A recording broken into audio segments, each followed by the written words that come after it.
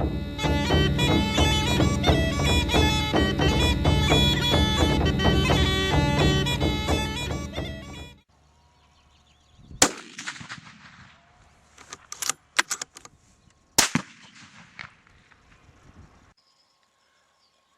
so welcome to Wilderness Education. My name's David, and I'm going to be going through my deer stalking rifle with you. This is a Remington 700 SPS varmint.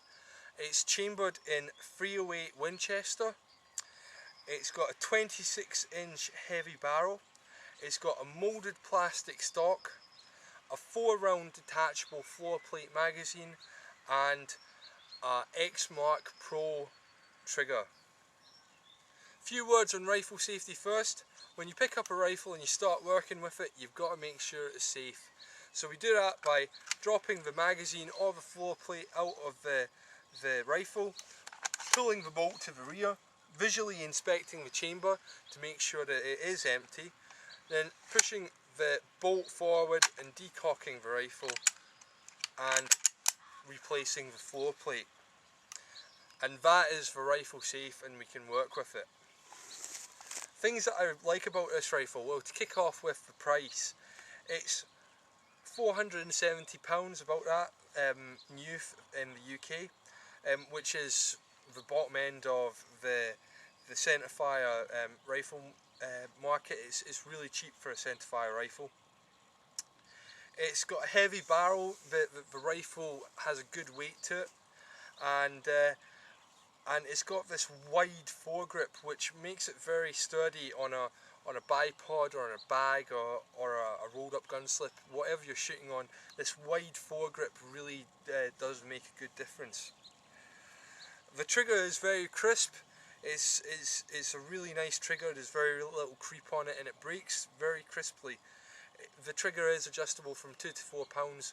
When the trigger comes to you, it is set, and it is very stiff. It's quite a heavy trigger, so you have to turn that down a little bit to make it more usable. The bolt handle has a very nice knurled effect on it. It's got a good positive feeling. You can operate it very easily, and the bolt handle doesn't interfere with your scope in any way. It's got a good positive safety catch on it, and the safety catch is knurled, and it's got a good feeling. It's very positive, and it's even better than the one that's on my Tika. Things that I don't like about this rifle so much, well, to kick off with, the barrel isn't a free floating barrel, and that's a great shame. But Remington have been a little bit cheeky in the design of the foregrip, and it does look as if the barrel is floating. But if I take a sheet of paper here and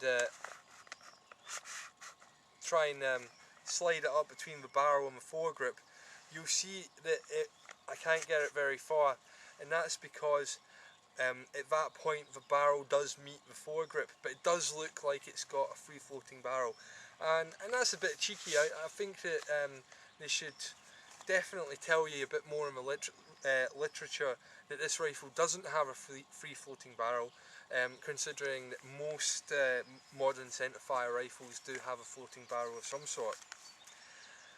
The action isn't bedded either. It's just screwed into the stock. It's not on aluminium bedding blocks, and that's another shame. You know, they could have spent a little bit of extra time and put aluminium bedding blocks in there and made the barrel free floating.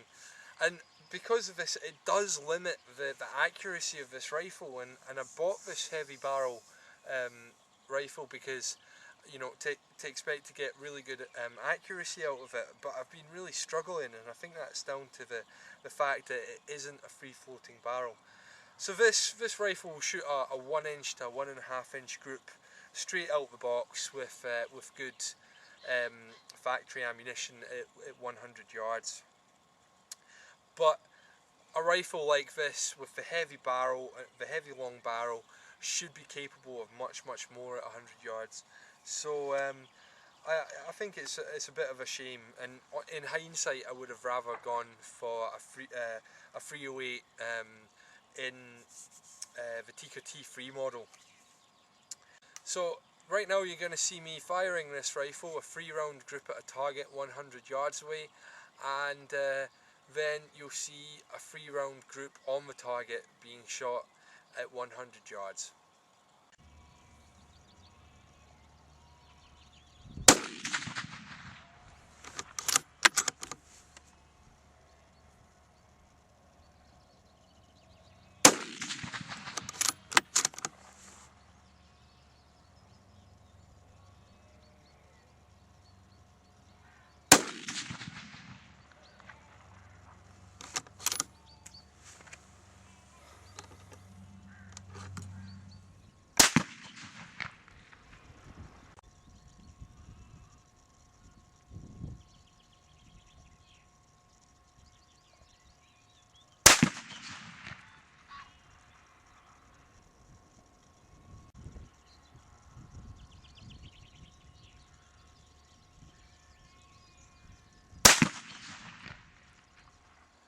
Okay, so that's the end of the video. I hope this review's been useful to you.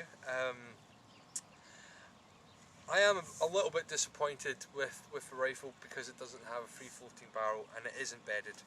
But apart from that, it is a good bit of kit, and it does the job, but it could do the job a lot better. And in hindsight, I would have rather had the Tika T3.